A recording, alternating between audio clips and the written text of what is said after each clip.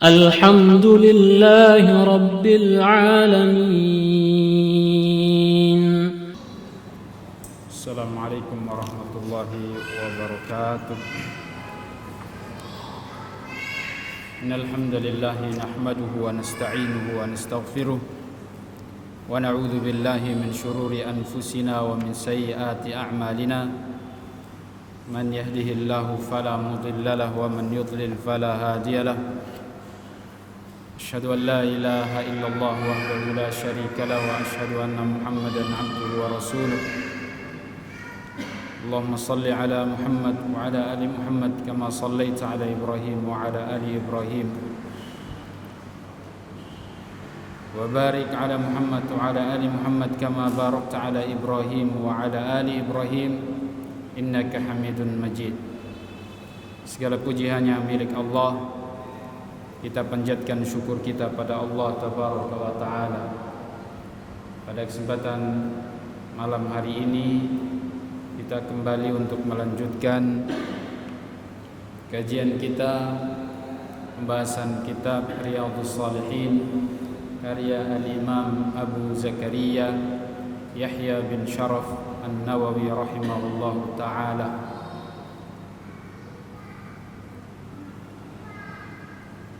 Alhamdulillah atas nikmat yang Allah karuniakan pada kita,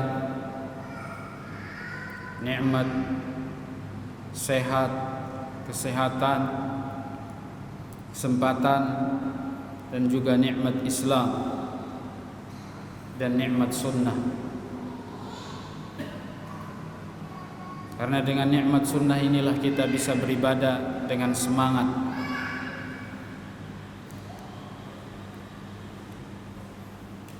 Semuanya karena hidayah dan bimbingan dari Allah Subhanahu wa Ta'ala. Kalaulah bukan karena bimbingan hidayah dari Allah, maka kita tidak akan bisa untuk beribadah kepadanya. Karunia dan pilihan dari Allah yang sudah Allah kehendaki di antara manusia kita yang dipilih oleh Allah Subhanahu wa Ta'ala untuk mencintai ilmu dan amal, mencintai kebaikan dan ketaatan kepadanya.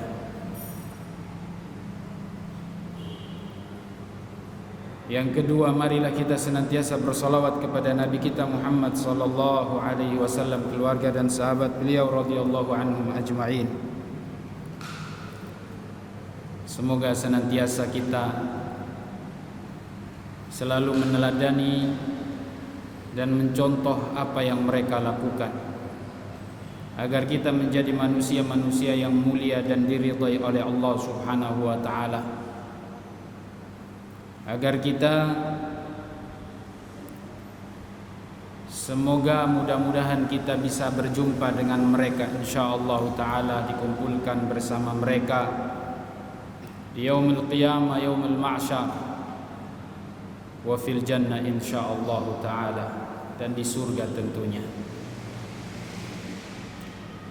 Teman-teman sahabat sunnah, sahabat muslim yang dimuliakan Allah, di malam yang berbahagia ini kita akan membahas atau masih dalam pembahasan mujahadah, bersungguh-sungguh di dalam kebaikan, bagian yang ke-7 atau 8.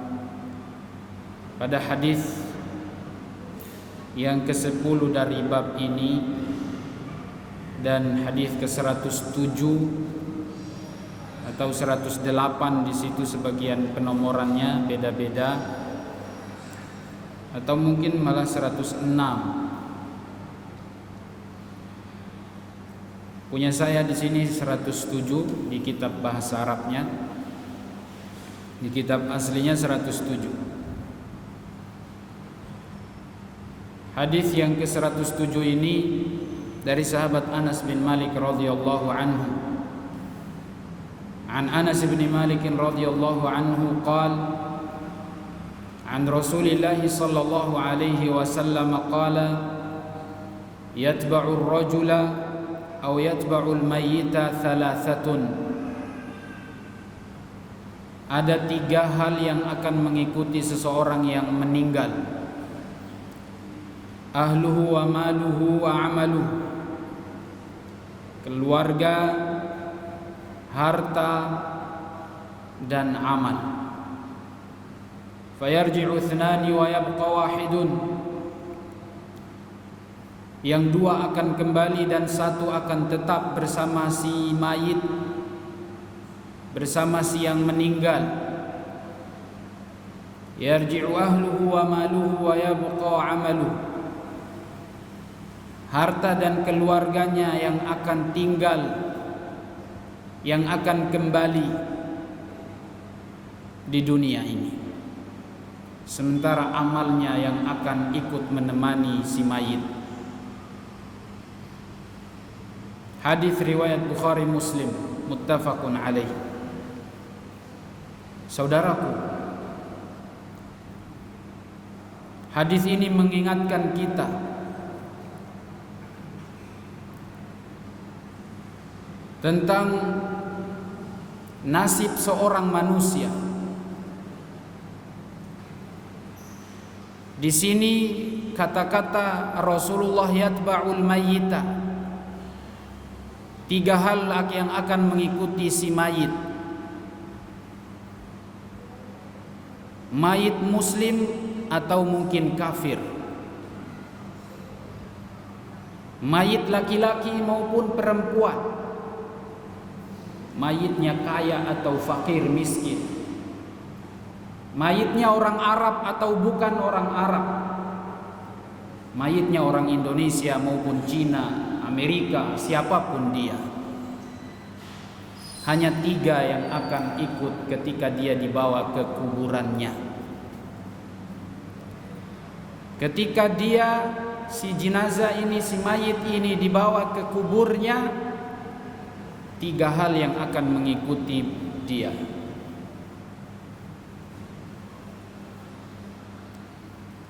2 akan kembali, 1 akan tetap bersama si mayit. Harta dan keluarga akan pulang, akan kembali ke dunia ini lagi, ke rumahnya. Sementara cuma 1 yang akan bersama si mayit itu. Adapun orang kafir, maka tidak akan pernah bermanfaat amal soleh dan amal ibadahnya, karena kekufuran itulah yang telah menggugurkan semua amal kebajikannya. Kekufuran tidak akan pernah bisa menyelamatkan dia. Kekufuran itulah yang akan mencelakai dia. Maka apapun yang dia buat, walaupun baik, tidak akan pernah dibalas oleh Allah Subhanahu wa ta'ala, karena kekufuran itu menggugurkan semua kebaikannya. Demikian pula kemunafikan. Kemunafikan itulah yang akan menghancurkan dan membinasakan seseorang. Maka amal soleh, amal perbuatan baik yang dia lakukan, semuanya percuma. Semuanya akan gugur.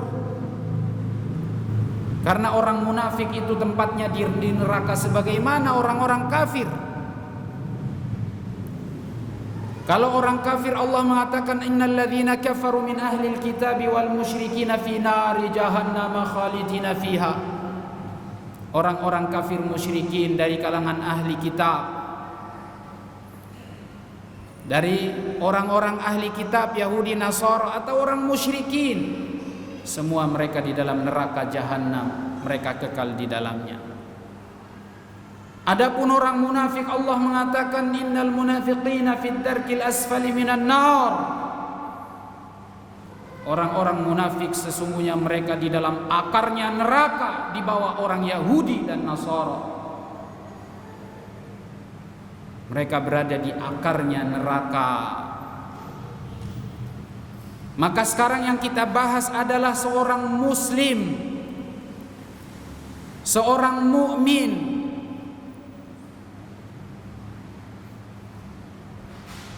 Dia yang akan kita bahas pada pembahasan ini.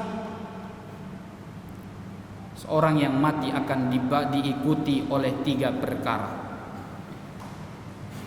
harta, keluarga dan amal. Harta dan keluarga akan pulang lagi, amal soleh akan mengikuti dia. Demi Allah, ternyata manusia itu hina, tidak ada nilainya. Manusia tidak berharga ketika dia sudah mati. Ketika dia sudah mati, tidak ada yang butuh lagi padanya.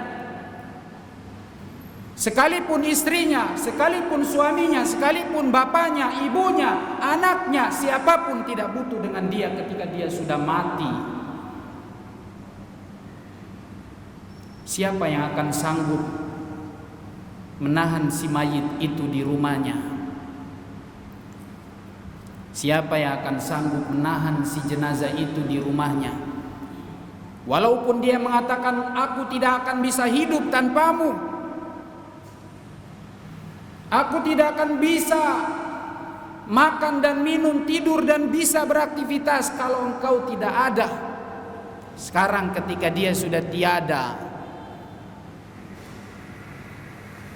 dia sudah tidak akan bisa lagi bersama kita di dunia ini karena nafasnya sudah tidak akan bisa berfungsi lagi. Dia sudah menjadi seorang mayit. Semua orang akan membuang dia. Tidak akan mungkin seorang istri naruh suaminya yang tercinta di sampingnya, di ranjangnya, karena akan sebentar lagi, sehari dua hari akan membusuk. Dia tidak akan mau. Demikian juga si suami ketika istrinya meninggal, dia tidak akan mungkin naruh istrinya secantik apapun dia ketika dia sudah jadi mayit. Hina engkau, maka tempatmu di kuburan. Tempatmu di kuburan. Dan ketika kita sudah jadi mayit, dibawa ke kuburan, yang selama ini kita punya keluarga, kita punya harta, selama ini punya keluarga, punya harta, ternyata kita akan tinggalkan. Walaupun mereka adalah orang yang kau cintai, walaupun hartamu adalah harta yang paling kau sayangi, engkau tidak akan bisa bawa.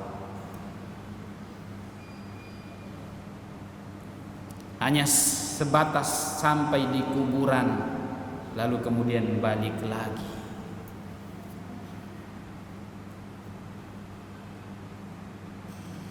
Maka carilah keluarga, carilah harta yang akan bisa menemanimu sampai ke dalam kuburmu dan sampai masuk akhirat surga. Carilah teman, sahabat, carilah yang mendampingi dirimu di dunia itu, yang kemudian dia bisa nanti menjadi teman kita sampai di akhirat, dikubur sampai masuk surga. Yaitu tentunya istri, suami yang soleh, yang soleha. Istri yang soleha, dia yang akan menjadi istri kita di sana. Suami yang soleh, dialah yang akan menjadi suami yang menemani kita di surga. Tidak akan bisa lagi menemani kita kalau dia tidak masuk kriteria orang soleh dan soleha. Gak akan bisa dikumpulkan di akhirat sana, di surga, apabila yang satu baik, yang satu tidak baik.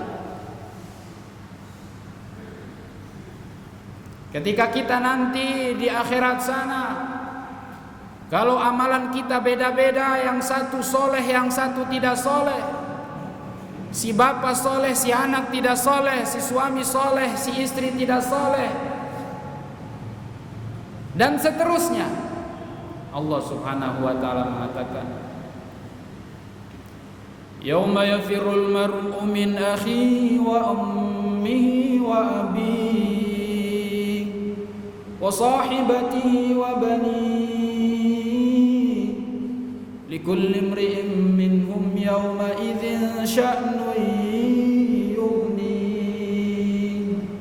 Pada hari itu setiap orang akan lari dari saudaranya, ibu dan bapaknya, dari istrinya, masing-masing urus diri sendiri. Tidak ada yang bisa bantu kita. Pertanggungjawabannya di hadapan Allah Subhanahu wa taala kita masing-masing.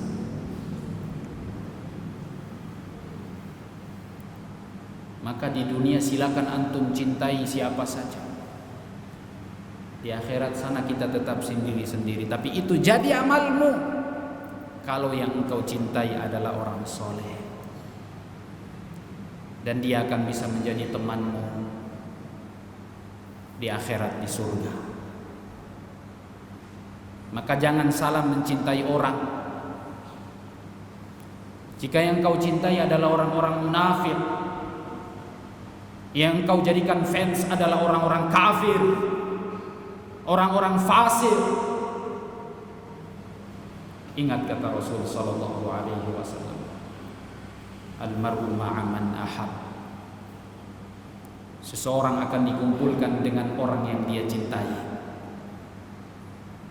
Maka jika engkau salah mencintai, engkau salah mengfans, maka engkau akan dikumpulkan bersama orang-orang itu.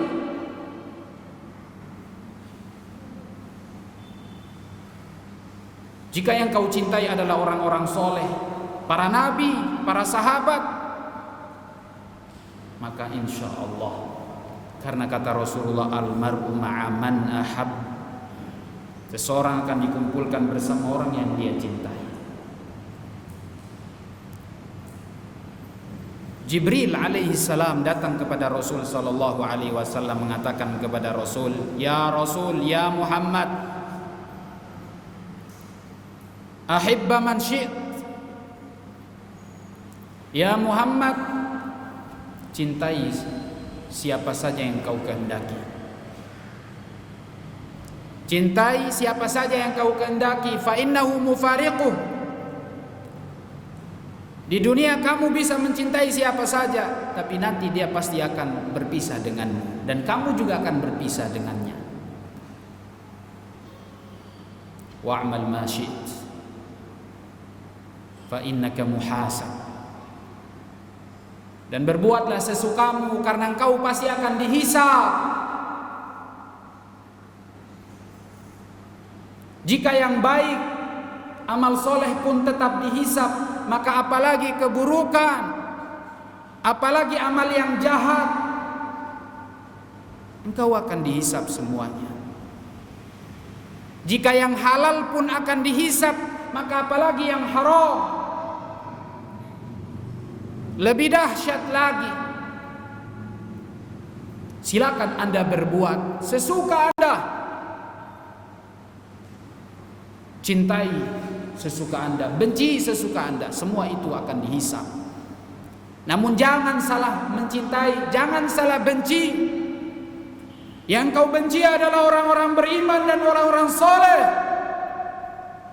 orang-orang yang cinta dengan sunnah, yang pegang agama engkau benci. Sementara engkau cinta adalah orang-orang kafir dan orang-orang munafik, orang-orang fasik. Ini adalah kebalik. Seharusnya orang mukmin itu yuwalun, bermualat, berloyal, cinta kepada orang-orang mukmin. Orang-orang mukmin itu harus saling mencintai, dan jangan salah mencintai. Silakan Anda berbuat. Yang baik dihisab, yang buruk dihisab, yang halal dihisab, yang haram dihisab, yang terang-terangan dihisab, yang sembunyi-sembunyi pun dihisab jamaah. Allah Subhanahu wa taala mengatakan, ووضع الكتاب فترى المجرمين مشفقين مما فيه ويقولون يا ويلتنا ما لهذا الكتاب لا يغادر صغيرة صغيرة ولا كبيرة إلا أحصاها. Ketika catatan amal kita diangkat dan diberikan kepada kita masing-masing, orang-orang mujrimun, para pendosa mengatakan, kitab apa ini? Catatan apa ini? Rapot apa ini? Semuanya ada di sini, yang besar, yang kecil, yang sembunyi dan terang-terangan, semuanya ada. Orang-orang mujrimun mereka gelisah dan takut sampai mengatakan, ya wailatana ma li hadzal kitab. Celaka kita, kitab apa ini? Anda mungkin sudah lupa. Sudah lupa, tapi semua tercatat rapi, lengkap. Anda tidak akan bisa berbuat apa-apa. Pada hari itu, ketika yaumul hisab,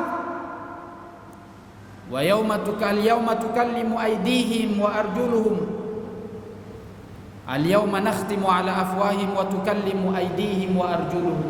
Pada hari itu mulut mereka dikunci, tangan dan kaki yang berbicara.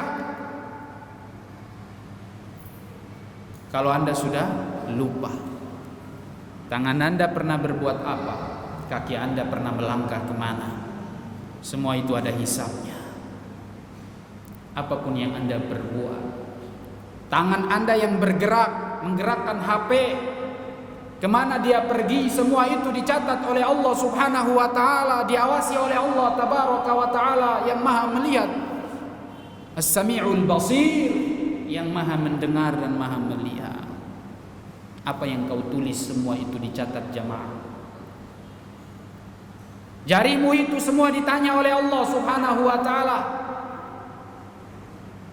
Maka jangan pernah berbicara dan berkata, jangan pernah berbuat kecuali di atas aturan, di atas yang hak, yang benar, yang ada dalilnya, yang ada tuntunannya, dan tinggalkan semua yang tidak ada ajaran, tidak ada aturannya, tidak ada perintah dan seterusnya.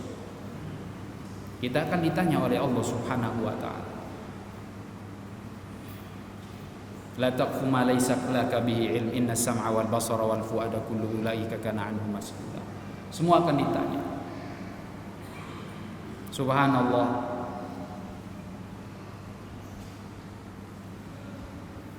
Tidak ada yang lewat. Maka Anda mau kemana?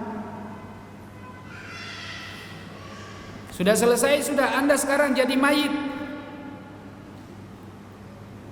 Yang akan menemani cuma amal, kata Rasul sallallahu alaihi wasallam. Hartamu sudah selesai. Keluargamu sudah selesai. Mereka cinta kepada Anda, enggak butuh lagi. Anda sudah bangkai.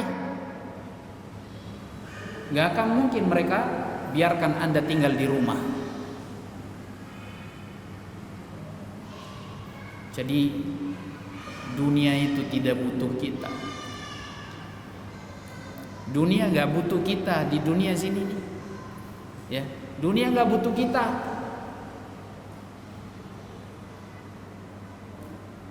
Allah Subhanahu wa ta'ala menciptakan kita di dunia adalah untuk ibadah. Karena memang dunia ini bukan tempat kita. Tempat kita di akhirat. Maka suatu saat kita akan dibuang oleh dunia ini. Dengan kuasa Allah, Allah wafatkan kita. Lalu kenapa kita lebih cinta dunia, lebih mendahulukan dunia? Semangat untuk kebaikan, semangat untuk amal soleh hilang, tidak ada. Ingatlah bahwa kita akan dikembalikan oleh Allah Subhanahu wa ta'ala ke akhirat. Hidup kita yang kekal abadi selamanya adalah di sana, di surga. Kalau bukan di surga, neraka.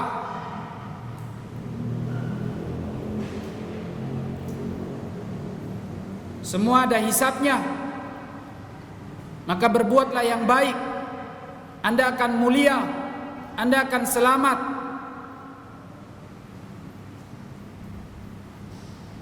Tidak ada yang lepas dari Allah Subhanahu wa taala, catatannya semua ada.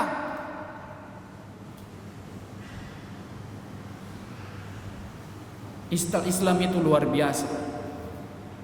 Islam itu luar biasa. Semua diatur, lengkap. Tidak seperti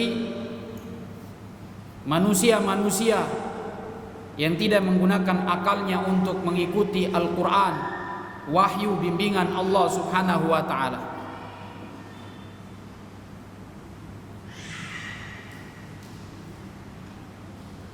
Saya mengingatkan diri saya dan kita semuanya,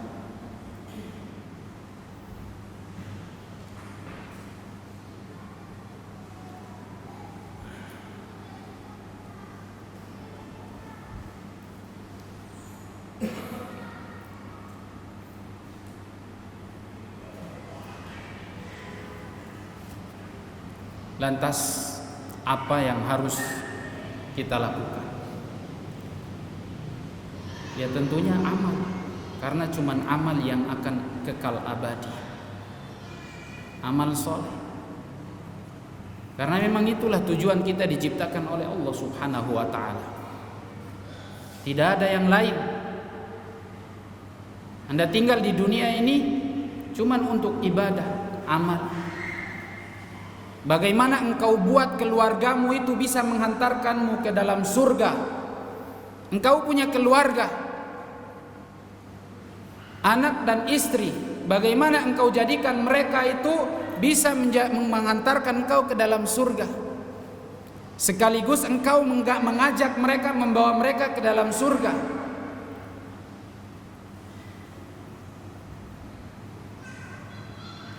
Si suami punya tanggung jawab, kewajiban untuk membawa anak istrinya ke dalam surga. Si istri punya kewajiban untuk mendidik anaknya, mengarahkan anaknya, melatih dirinya untuk hal-hal yang baik, akhlak. Dan juga seorang istri punya kewajiban untuk taat kepada suami supaya dia masuk surga, agar dia nanti bersama suaminya ke dalam surga.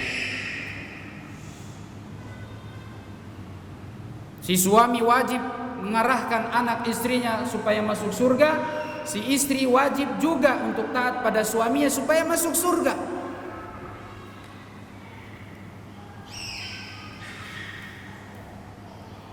Cuman aman. Gak ada yang lain yang membawa kita ke dalam surga.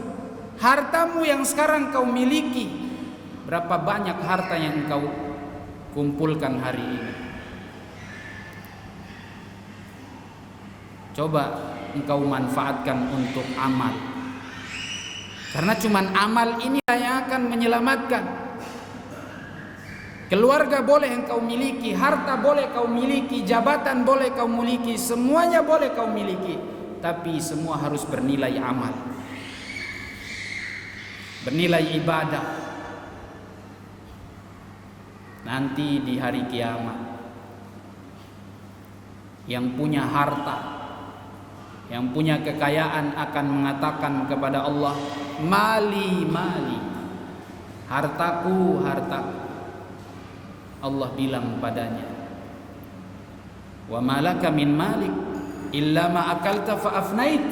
Kamu sudah gak punya harta lagi, kamu sudah makan dan kau habiskan.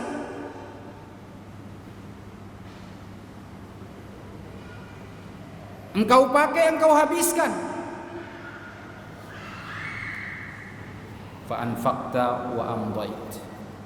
Dan yang sisanya engkau infakkan, dan itulah yang kekal bersamamu. Maka yang punya harta, ingat-ingatlah bahwa ketika harta itu sudah kau makan, itu sudah habis, hilang, nggak ada lagi itu. Lalu harta yang kau pakai, rumah, kendaraan, baju, semua yang kau pakai itu akan tidak masuk dalam catatan amal. Selesai. Lalu yang sekarang sisanya tidak engkau pakai, itu untuk siapa? Untuk warisan anak cucunya. Iya, kalau harta itu engkau tinggalkan bagi anak-anakmu yang soleh, yang soleha, istrimu yang masih soleha, insya Allah aman. Mungkin hartamu dipakai untuk disedekahkan, diniatkan buat orang tuanya yang sudah meninggal, ya, masih baik. Tapi kalau yang engkau tinggalkan anak dan istri yang tidak kenal Allah Subhanahu wa ta'ala, maka hartamu itulah yang akan menjadi beban untuk dirimu di hari kiamat. Karena ingat sekali lagi, harta yang dulu kau kumpulkan itu ditanya oleh Allah Subhanahu wa ta'ala. Ditanya oleh Allah, harta ini dulu kau ambil dari mana? Ya, yang 1 juta, yang 100 juta, yang 1 miliar ini, yang 10 miliar ini kau ambil dari mana? Ya, itu yang ditanya. Hari kiamat ditanya semuanya.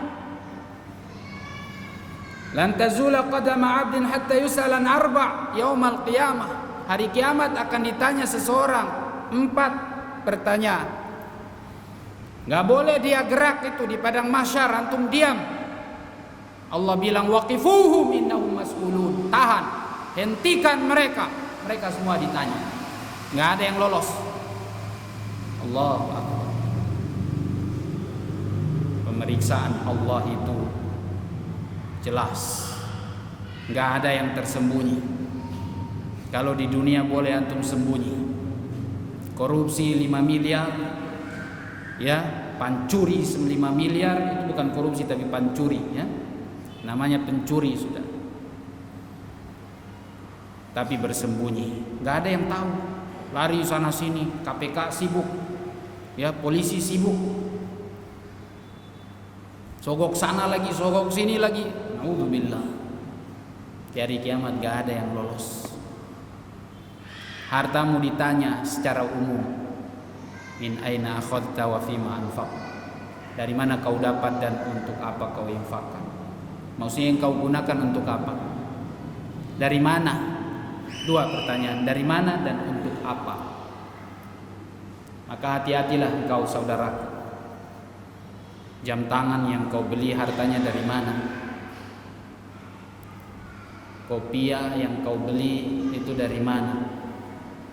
Anting-anting, gelang, ya, baju dalam, semua itu ditanya oleh Allah Subhanahu wa ta'ala. Sendal jepit ditanya sama Allah. Masker yang kau pakai itu ditanya sama Allah Subhanahu wa ta'ala. Tidak ada yang tidak ditanya. Dan hisab Allah sari'. Innallaha sari'ul hisab. Atau wallahu sari'ul hisab. Allah itu maha cepat hisabnya, enggak lama-lama. Bayangkan manusia ini sebanyak ini di dunia, dari yang pertama sampai sekarang, hisabnya cepat.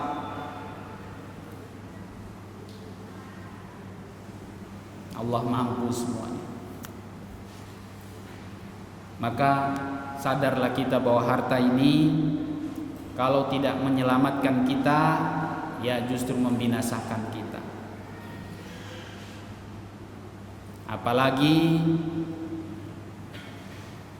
kalau memang harta itu sudah dasarnya haram, waduh, itu akan berat. Kalau dasarnya atau asalnya hartanya haram, itu kayaknya rasanya juga berat mau diinfakkan, ya. Apalagi misalnya harta korupsi, ya, mau bangun masjid tapi dia pikir-pikir, ini doi pancuri ini, ya, masih mikir-mikir lagi. Alah, ini doi sogok ini, untung mau kasih sedekah ini kayaknya. Dia juga akan berat. Mau pergi haji atau mau umroh, pikir lagi ke bawah, ini doi semua ini ambil tipu orang ini. Ya. harta yang dia dapat, riba misalnya ya, mohon maaf. Riba itu sesuatu yang tercela. Cuman orang bank ngasih nama, ganti nama bagus, bunga. Ya. Antum ditawarin nabung di sini atau pinjam di sini, bunganya sekian. Indah kan dengarnya bunga. Oh, nggak apa-apa bunga. Coba kalau yang nawarin kamu pinjam di sini ribanya sekian. Nggak ada yang berani itu. Ya, orang langsung takut sudah. Kalau langsung disebut ribanya sekian, nggak akan mau. Ini ada minumannya dikasih nama nggak tahu whisky lah apa macam itu, anggur, keren namanya anggur, padahal minuman khamr, memabukkan. Jadi orang nggak tertipu, orang nggak merasa bersalah, berdosa, biasa aja, padahal dia tertipu orang ini. Baik, saudaraku yang dimuliakan Allah, inilah hadis yang kita bahas pada malam hari ini. Kemudian saya ingatkan bahwa amal yang kita lakukan, kita tentunya amal yang menemani kita ini harus amal yang ikhlas. Ya, percuma juga kalau antum amalnya sudah harta banyak dikeluarkan, menghaburkan ya, harta infak sana, infak sini, bangun sana, bangun sini. Amal soleh ini dengan harta, dermawan masya Allah. Tapi kalau dia tidak ikhlas, percuma semuanya. Gak ada manfaatnya, sia-sia. Sudah triliunan mungkin antum keluarin harta, ratusan juta, puluhan juta. Tapi kalau tidak ikhlas, percuma, sia-sia. Dan amalmu itu justru dihapus dan kemudian menjadi malapetaka adab. Iya, antum ingat ada hadis Rasulullah, 3 orang yang pertama kali dimasukkan ke dalam neraka itu. 3 orang yang pertama kali masukkan ke dalam neraka. Yang pertama, orang yang berilmu, orang yang alim, berilmu, suka ceramah. Dan saya mengingatkan kita semua yang memegang tugas dakwah ini, untuk saya dan kita semuanya, percuma kalau tidak ikhlas. Niat kita adalah untuk mencari duniawi, maka tidak ada manfaatnya. Siapapun yang tugasnya berdakwah, mengajak manusia kepada kebaikan ini, maka ikhlaskanlah niat. Mudah-mudahan kita menjadi orang-orang yang ikhlas. 2, orang yang bersedekah, dermawan, hartanya dihamburkan untuk kebaikan, untuk amal soleh. Bangun pesantren, bangun masjid, fakir miskin dibantu, dinafkahi. Semua itu tidak akan bermanfaat kalau kita tidak ikhlas. Cuma nama engkau dapati di dunia, oh orang ini dermawan. Demi Allah, engkau yang akan pertama kali dimasukkan ke dalam neraka. 3, orang yang berjihad, perang, melawan musuh-musuh Allah. Amalan-amalan mulia, luar biasa ini, bukan amalan sepele, bukan amalan ringan, berat ini amalan ini. Mulia. Tentang orang berilmu, Allah katakan yarfa'illahu alladhina amanu minkum walladhina utul ilma darajat. Allah angkat orang yang berilmu derajatnya. Tentang orang-orang yang berharta ini, pahalanya besar. Sahabat-sahabat datang pada Rasulullah dan lapor, ya Rasulullah, dhahaba ahlud duthuri bil ujur. Ya Rasulullah, orang-orang kaya ini dengan hartanya, dia dermawan, dia telah borong, dia kumpulkan semua pahala, dia yang booking. Kita nggak kebagian nih ya Rasulullah. Pahalanya besar. Orang yang bersedekah dilipat gandakan pahalanya. Dalam Al-Quran disebutkan banyak tentang orang yang berjihad. Allahu Akbar, pahalanya besar. Tapi semua itu tidak bermanfaat kalau tidak ada keikhlasan. Maka saya ingatkan untuk diri saya dan kita semuanya, amal soleh apapun niat harus ikhlas. Apa itu niat ikhlas? Lillahi ta'ala, jangan pikir yang lain. Amal itu niatnya lillah. Bukankah kita sudah menyatakan inna solati wa nusuki, solat dan ibadahku lillahi ta'ala, hidup dan matiku lillahi ta'ala. Kita ini milik Allah subhanahu wa ta'ala. Kita cuma diminta ikhlas, gak ada yang lain di dalam amal itu. Kemudian mengikuti Rasul sallallahu alaihi wasallam, baru amal itu diterima. Karena cuma dua syaratnya amalmu diterima, ikhlas sama mengikuti Rasul sallallahu alaihi wasallam. Gak ikhlas percuma, gak ngikuti Rasulullah percuma. Walaupun kau ikhlas tapi engkau tidak mengikuti Rasulullah, apa amalan yang kau buat itu? Tidak ada Nabi buat itu, kamu buat, oh percuma. Justru dapat dosa bukan pahala. Justru kau telah menghina Rasulullah, meremehkan Rasulullah ketika engkau buat amalan yang tidak ada contoh dari Nabi sallallahu alaihi wasallam. Seakan-akan engkau lebih pintar, seakan-akan engkau yang lebih baik. Rasulullah tidak baik, Rasulullah tidak pintar, Rasulullah tidak sempurna.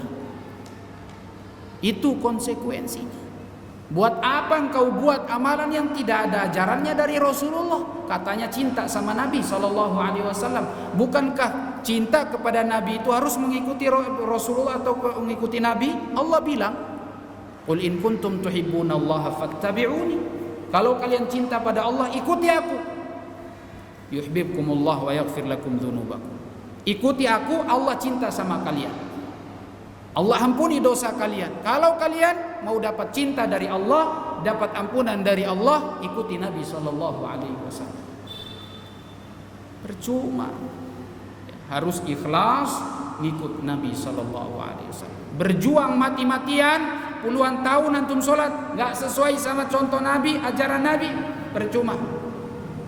Contohnya Rasulullah bilang, inna rajul la yusalli sittina sana. Ada orang solat 60 tahun tidak diterima solatnya. Lalu Nabi sebutkan, ar-rajulu yusalli yutimmu ruku'ahu wa la yutimmu sujudahu. Ada orang solat rukunya benar tapi sujudnya tidak benar. Itu artinya dia tidak mengikuti Nabi sallallahu alaihi wasallam. Ini masalah kecil. Ini masalah yang mungkin dianggap remeh ya. Ini cuma masalah ruku saja. Masa sampai seperti itu enggak diterima 60 tahun sholat? Itu bahaya. Ini contoh bahwa orang kalau sholat tidak mengikuti Nabi SAW enggak diterima, ditolak, batal itu. Ada hadis yang lain Rasulullah ketika melihat sahabat sholat, lalu setelah itu Nabi mengatakan irji' fasalli fa innaka lam tusalli. Kamu sholat lagi karena kamu belum sholat. Itu Rasul bilang tuh, kamu belum sholat, artinya tidak diterima itu. Lalu Nabi SAW ajarkan gerakan yang benar. Idza qumta ila sholati fakabbir. Kalau kamu mau sholat bertakbirlah. Tsumma qra' ma tayassara ma'aka minal Qur'an. Kalau setelah itu kamu baca Al-Quran Al-Fatihah, pembuka sholat surat Al-Fatihah, karena tidak akan sah kalau tidak baca Al-Fatihah. Ya. Lalu kemudian sumarka hatta ta'tadila raki'an, dan rukulah sampai rukumu itu lurus. Ini tumaknina, ini rukun. Kemudian lurusnya itu juga rukun. Harus lurus. Kalau enggak akan sah itu rukumu, enggak akan sah salatmu. Sumarfa hatta ta'tadila qa'imin atau tatma'inna qa'imin. Lalu berdiri sampai tenang, lurus. Baru kemudian setelah itu antum ruku. Sumarka summa sujud hatta ta'tadila sajidan, sujud sampai sujudmu itu rata, tenang, lurus. Dan seperti itulah seterusnya. Ini Nabi bilang, orang yang tadi ini sholatnya tidak benar, baru diajarin tuh. Karena sahabat yang sholat ini sudah 3 kali buat, masih dibilang salah. Akhirnya sahabat ini bilang, ya Rasulullah ma'alim tu ghairah fa'allimni ya Rasulullah, aku tidak tahu yang lain, maka ajari aku yang benar gimana. Lalu diajarin sama Nabi sallallahu alaihi wasallam. Yang sudah jelas lah, ini yang bukan masalah bacaannya tapi gerakannya, karena Nabi lihat bacaannya masih belum gerakannya masih belum benar, maka disuruh ulangi. Ya. Jadi kita beramal karena cuman amal ini yang akan menemani kita. Amal itu harus ikhlas dan mengikuti Nabi sallallahu alaihi wasallam. Dua itu, pegang itu. Insya Allah akan menemani kita di kubur dan sampai masuk ke dalam surga Allah tabaraka wa taala. Saya cukupkan materi kita pada malam hari ini.